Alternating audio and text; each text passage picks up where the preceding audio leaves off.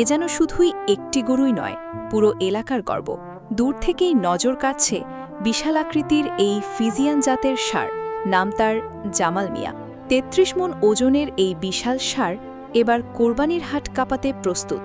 জামালপুরের ইসলামপুর উপজেলার কুলকান্দি আকন্দপাড়ার বাসিন্দা জাহিদ আকন্দের খামারে বেড়ে উঠেছে এই দৃষ্টিনন্দন ষাঁড়টি।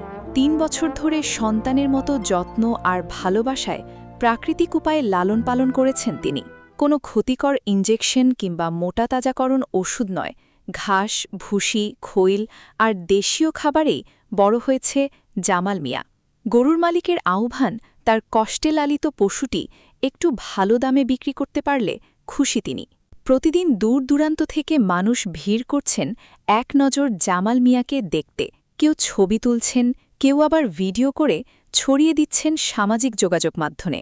বিশাল শরীর আর শান্ত স্বভাবের কারণে ইতোমধ্যেই এলাকায় আলোচনার কেন্দ্রবিন্দু হয়ে উঠেছে এই ষাঁড়। স্বপ্ন, পরিশ্রম আর ভালোবাসার নাম এখন জামাল মিয়া। কোরবানির হাটে হয়তো উঠবে লাখো মানুষের আগ্রহের কেন্দ্রে, তবে মালিক জাহিদের কাছে এই ষাঁড় শুধুই বিক্রির গরু নয়, ৩ বছরের মায়া আর শ্রমের জীবন্ত প্রতিচ্ছবি। এতদিন পরিবারের সদস্যের মতোই যত্ন নেওয়া হতো এই ষাঁড়কে।